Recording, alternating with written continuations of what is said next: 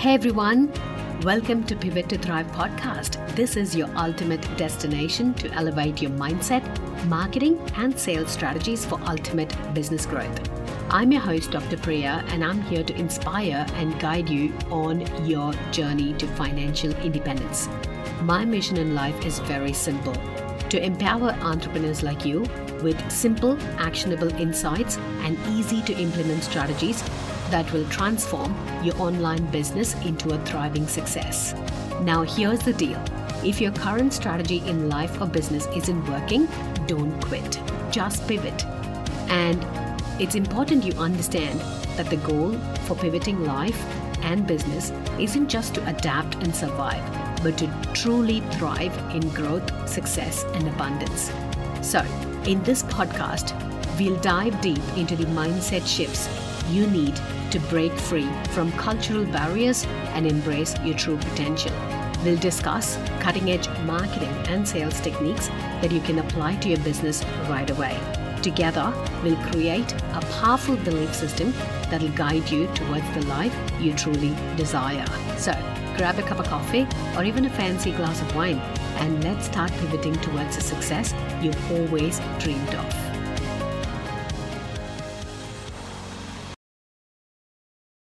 Thank you, Verity, for joining me today. I'm so excited to have you. This is such a unique niche and topic that I'm going to discuss today.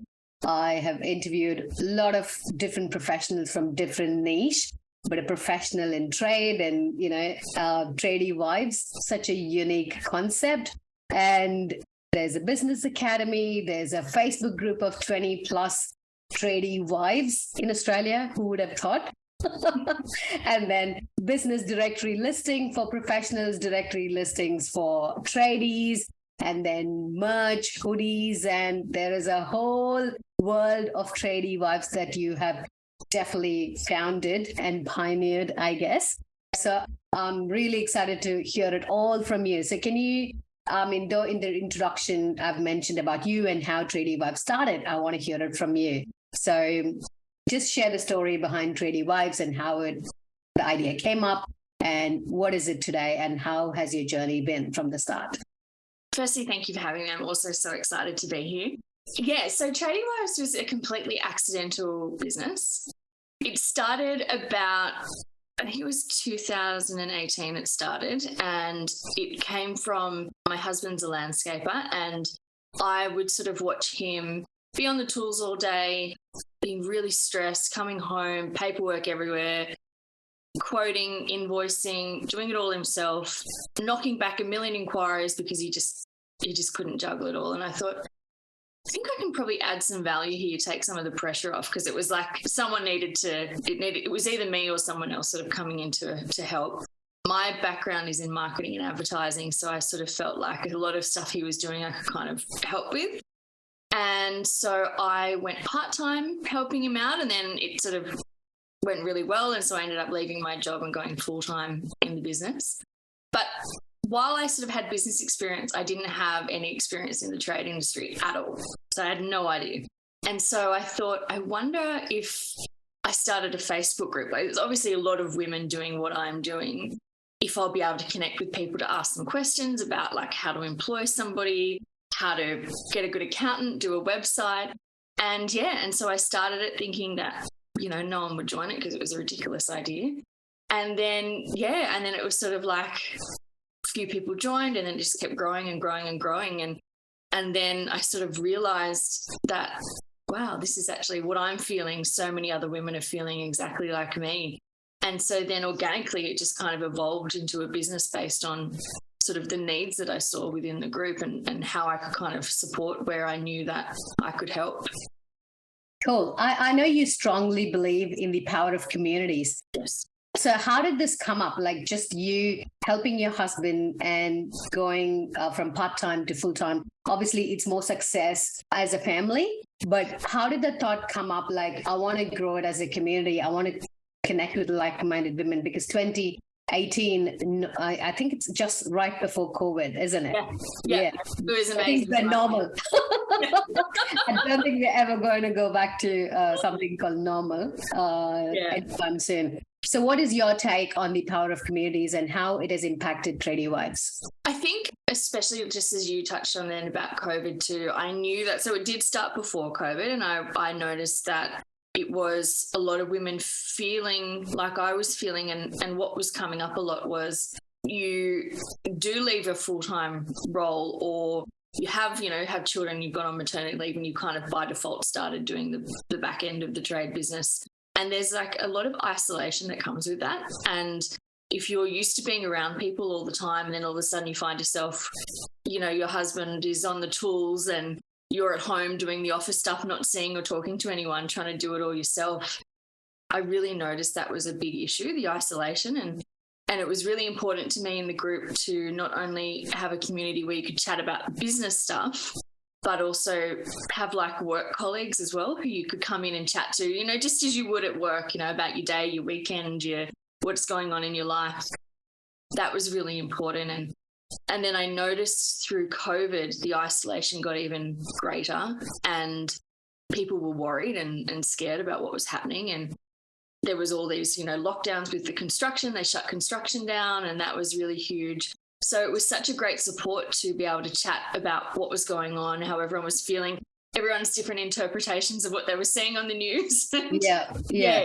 So important to have that community to support through that. I mean, I completely agree, because I've been part of the TradieWives Facebook group for a few months now, and I'm part of other Facebook groups, which is very much businessy, very much coaching, marketing, or anything related to general business. Yeah. And I see the kind of issues that people bring in TradieWives is so unique to the trade sector, which a normal business person cannot interpret or understand. So the people who hop on and help them have complete understanding of the issue because they've faced something similar or it has happened to someone they know. So how did you initially understand the trades industry from a professional point of view, or what was the challenges that you faced understanding the trade industry, not being a tradie yourself? Rules and regulations was a big one. It was just, really like, for me, getting my head around the occupational health and safety stuff was really, really challenging. All the documentation behind that, the insurances, workers' compensation, how to manage an employee if they got injured on site, or, what that sort of looked like. That was sort of, the specifics of trade, suppliers, negotiating with suppliers, that sort of thing. That was sort of what I really, they were the sort of things that I was struggling with, which is why I kind of needed support. Okay. So if someone is really trying, or someone engaged who's trying to marry a tradie and wanting to be a future tradie wife, what is one piece of advice you would give them? It would be, for me, I felt like I had to come in and learn it all myself, do it all myself. And something that would take me 10 hours would take a professional, if I outsourced it, 20 minutes. So I felt like I needed to learn it all, do it all by myself. I'm glad I learned it all. We all do. In terms of outsourcing, my key tip would be outsource where you can. Don't try and stress yourself out by doing it all yourself and making mistakes. Get a professional to do it. It'll be save you time and money in the end. I think in general, every business owner should learn this, isn't it? The power of delegation. Absolutely. Like the one which is not your zone of genius, which you don't want to do, just delegate it. Just outsource it. Saves us so much time. But I think, 90% of us don't do that, isn't it? We just try to fiddle and learn and try to do it all. But end up losing lots of time. It just simply means we don't value our time enough. Yeah, absolutely. Okay. So out of all these different wings and, milestones you've achieved in terms of building a whole website, not just starting off with a Facebook group, you wanted to have that professional setup. So you've established a proper professional website. You've got directory listings. You've got a business academy now, helping people to understand the business aspects. Product industry, the merch is a totally different segment. So out of all these, what would you consider as your biggest accomplishment or biggest success? Which one you're really proud of? Personally, it's probably for me the business academy, because so much work went into it. It was probably probably 2 years of thought behind it. Actually bringing to life what was in my head was really difficult.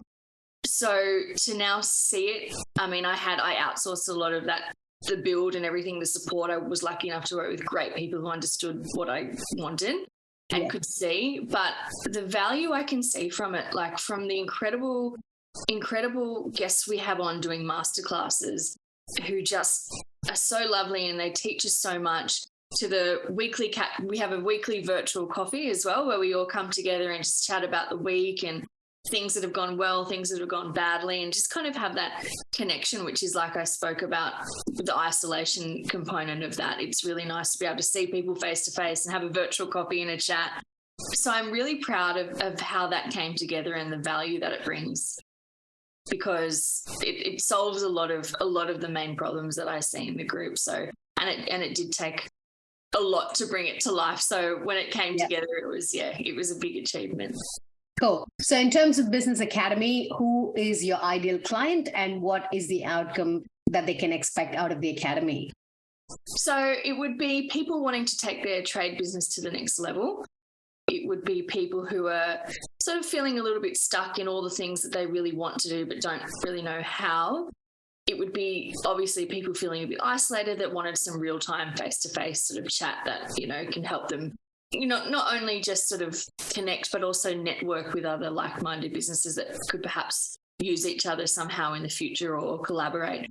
So it would definitely be, those trades who are ready just to sort of take things up to the next level a little bit, that just sort of are less interested in the general kind of chit-chat and want some actionable steps in the business. Yeah, we all do, isn't it? It's lovely to have a chat, but it's good to have some framework, some structure and step by step, how-tos and how to get things done. Yeah, definitely. We all need that. So I will leave all the details in the show notes for people who want to check out Business Academy and TradieWives itself.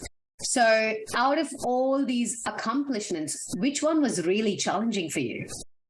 The academy again, as well as the greatest one. It was also the biggest challenge. There's some days where I thought, this isn't going to happen. There was some times where we'd get so far in and then there'd be a massive tech issue, or we'd lose a big part of what we'd built, or things would change, or like there was so many things. Something would happen in my personal life, which meant I could have to step away. So many times over, I think probably 2 years, where I thought, I'm not meant to do this. I'm not meant to do it. Should I take the signs that are coming to me that I'm not meant to do this? Because it was just, we'd get so far in and something major would happen. But I just had to persevere. I was like, no, I believe in this, and I really want this to come to life because I can see how helpful it would be. So while one of the greatest achievements, it was absolutely the greatest challenge bringing it to life. It's really interesting. The subtle points that you mentioned was, like anyone else, you had your own fair share of self-doubts in the making, and it took you 2 years. It was not a quick win. It was not an overnight success, and you had so many challenges and hurdles in the way, which made you lose confidence and self-doubt, and you're like, it's not meant to me. You literally said that out loud, and then you just braced yourself up and you kept moving, and then you succeeded. Like many business owners you would have seen in your life, and the people that I see in my life, they don't give themselves that time and compassion and just understand that just life happens to them, isn't it? And then they just give up and they just give in for that self-doubt, and they just don't persevere enough. So all these little things that you said in like 10, 20 seconds has so much inner meaning. And the things that I see in my business coaching for the past 3 or 4 years, like people don't give themselves that compassion and understand that life just happens. We've got kids, we've got husbands, we've got just life happening. Yeah. And especially me, I mean, the moon cycle, I don't know if you believe in moon, Verity, but I do. Anything happens in my life, I'm like, just blame the bloody moon. I'm glad we're meeting today on a new moon day, but if it was a full moon day, I would have definitely postponed this. You don't want to see me on a full moon day. Me too. So, I mean, it's really, really important that, people get this message. Whoever is listening has to understand that though it is your biggest successful project till date, that has been your most challenging project. And the amount, like 2 years is a long time, isn't it? Yep, sure is. Yeah. So 2 years to really have that perseverance and really focusing on the why, why you want to do this, because it's going to transform so many people's lives. So like hundreds of people, thousands of people, you don't know who's going to be impacted. So all you have to do is just show up and do your bit. I love it. I love it. Thank you so much. Yeah. It's a really, really powerful message, I think, that people have to listen and understand that everyone, today we see success. People will be like, oh, Verity just made it. Oh, she's just lucky. Or, no, she worked hard for it, Yeah, absolutely. Do you get this thing? Like, do you get called being lucky, or, it was just a fluke or anything, that would really hurt you or feel offended? Anything on those lines? Hey listeners, before we jump back into today's episode, I want to tell you about an incredible opportunity that's perfect for those of you who are always asking these questions yourself. How can I earn more money? How do I get more customers without spending on ads and fancy funnels? How can I generate recurring income without selling all the time? How do I create wealth without trading time for money? How can I transition from being a one-person show to mastering delegation? If this sounds like you, then you're going to love our sponsors for this episode, the Pivot Mastermind, a life-changing 6-month intensive experience designed to help you launch and scale your digital empire. But that's not all. One of the standout features of this mastermind is that each attendee gets a dedicated virtual assistant to handle the admin and social media marketing tasks. That means you can focus on what truly matters, growing your business and enjoying the freedom that comes with it. Don't wait any longer. Click on the link in the show notes to apply today and take the first step towards transforming your business and your life with the Pivot Mastermind. Now let's get back to today's episode. I'm never offended by it, but I because I'm very casual about it. Like I do talk about the fact that it was accidental. I think, I accidentally started this group that did grow to such a big amount of people. And while it was an accident and while it was very organic, it was a lot of work. It is a lot of work. And it is daily a lot of work. I mean, the group itself is something that doesn't stop. It's 24 hours a day, 7 days a week. Christmas Day, people are posting. It's like, it doesn't ever stop. And I'm very lucky in that how wonderful the people are in the group and how supportive they are and how easy they make my life to run it. Exactly. But it's definitely not a case of like, these people join, it's just a great organic business. There's so much work that goes on behind the scenes to keep it that way. Exactly. I think it's very well auto-moderated, I would say. Like, there's no need for moderation, because if someone throws in a nasty comment, I think people just come and they kind of moderate it and stop it. Yeah. So they're like 20,000 people. You do expect some dramas happening here and there, which is natural. But I think the way the community moderates itself is beautiful to see. Yeah. And everyone's always constantly looking out for each other. If they see something, they'll tag me that, they want me to look at, or like and I notice it more when we go through a growth spurt. So when, there's a lot of people that join in a short period of time, you can find a little bit of teething problems with people, not saying or doing the right thing that doesn't suit the community, but we're quick to kind of weed them out. Yeah. Okay, cool. So is there anything that you find that the general world, the non-trade world, has a misconception about a typical tradie wife that you want to address today? Yeah. So go for it. I think the main thing is, and I've seen it a lot in the group lately, is that what our role isn't very serious. I think one of the misconceptions is that people think, she's the wife of a tradie. And I know that my husband's family as well have always gone, Verity just sits home all day sipping champagne and, while Craig's slogging it out on the tours. It's like, I am sure, that conversation has been had. And I think a lot of the women who talk on the group feel that like their friends or their family don't take their role seriously, but it is such an important role within the business. Yeah. That the wife or it's an equal partnership, because what I found is while their husband's out on the tools, the business side was lacking. So it's such an equal partnership, and one can't really exist without the other. So I think that's the biggest misconception, is that we just swan around all day sipping champagne and living our best life, when that's not the case. You wish it was true, isn't it? Yes. I know. I think the main thing is the the unbilled hours that goes in from the partner or the wife. And also, it's not like a 9-to-5 grind where you get 4 weeks of paid holidays. So I know how hard tradies work. Like, I'm part of BNI, and I see lots of trades in my networking group, and they work. I mean, though they make so much money, the amount of hard work, the manual labor that goes into it, I'm like, I don't know how they have a family life. When they get back home, they just want to shower and sleep, right? So how does that work? I mean, I truly want to understand this, because I know it's a lot of manual work that goes in there. So they really, I see them with a greased shirt and stuff on the side. So when they come back home, even like washing those greased shirts, I assume would be the wife's responsibility. I don't know. Can you give me a little bit of backstory of what happens at home when they come back after a really, really, really big day? Yeah. Yes, the washing is my role, actually. There's a lot of tips in the group as well about how do I get this stain out. Yeah. What's going to fall out of the pockets in the washing machine this week?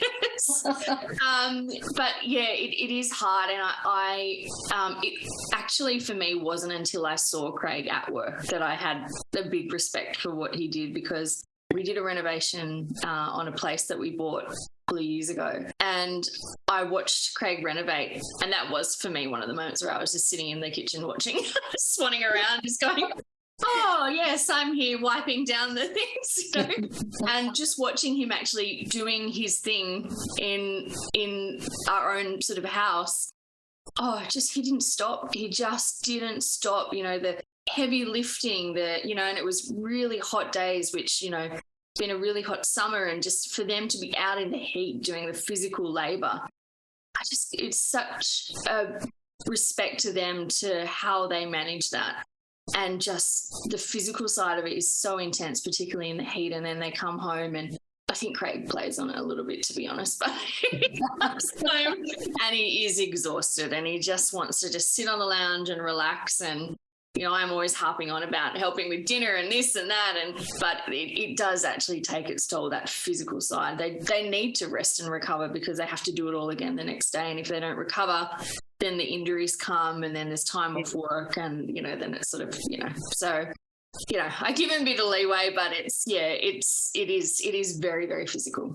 But I think there is also a very fine line of a wife's expectation from the husband and empathizing as a tradie wife. There's a very fine line. And sometimes you can step on the other line and be like, I need a break. I need you to take care of the kids. I need you to, contribute in parenting. So do you think that happens often in a lot of families? Oh, absolutely. Yeah, I think, and we actually don't have kids, but I take my hat off to those who do, because I see it in the group a lot of the conversations around that, where they're trying to juggle, like, the wife's doing the running the business side, the husband's on the tools, but then they have kids in the mix, and they need taken care of, and they need to, on weekends, they need to go to sports and this and that.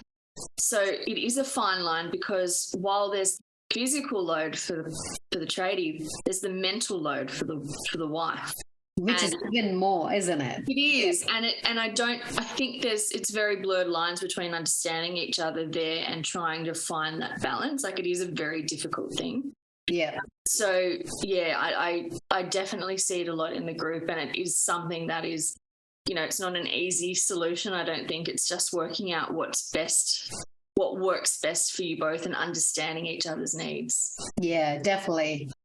So what big plans have you got for TradieWives for the next maybe 2 or 3 years? We really want to start doing events, in-person events. That would be the next step for us, because we've seen and spoken to the group for such a long time now and built relationships, that it would be so nice to actually see people in person and get to connect in person. I think that would just be the most incredible thing. So that's definitely next on the cards for us. We'd love to start running some events. Also a podcast of our own we've sort of got in the pipeline. Just sort of has been on the back burner for a little while, but something that we'd really like to get to. So yeah, they're probably the main two things for now. Okay, for now. I know it's always evolving, isn't it? Always something new coming up. Yeah. So do you have different groups, like region based in different states, or? We don't actually, and I know a couple of the girls in the group have started like little mini spin-off ones for like just their area where they can all go for coffee or whatever if they want to.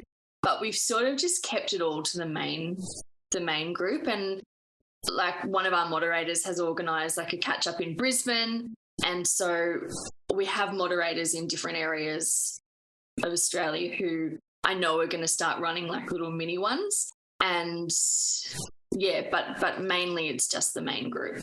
Yeah. So, and that's based in Melbourne, Sydney? Sydney. Sydney. Yeah, okay. Sydney. Yeah. All right. I really look forward for a major event that you organize, and I wish I can travel. Oh, yes, absolutely. I'll try to go for the Brisbane ones. I'll try to make it to the local ones, and then we'll see how it goes. Yeah.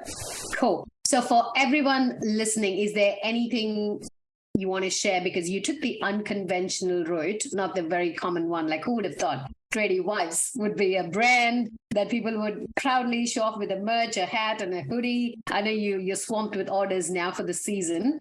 Yeah. So what is your piece of advice you would say for anyone who's self-doubting, sitting on an idea but procrastinating or just giving in to the self-doubt? What would be one piece of advice you want to give to them? You just start somewhere, just don't sit on the idea, just start somewhere. And generally, if you think it's a bad idea, it's probably actually a very good one. And, there's a lot of doubt that comes in, but you would be surprised that when you put it out there, how many people will respond saying, oh, wow, this is such a good idea. This is something that's really needed. So I think sometimes, like myself with TradieWives, I thought when I started the group, I was like, this is absolutely ridiculous. Like, so embarrassing. No one's going to join this. And now, we've got so many people in the group that it just really surprised me. So I think if you're sitting on an idea, just throw it out there. Just throw it out there, see what the response is, do some market research. And I really believe that you'll be really surprised with the response. Yeah. And who do you really say was very supportive during the journey?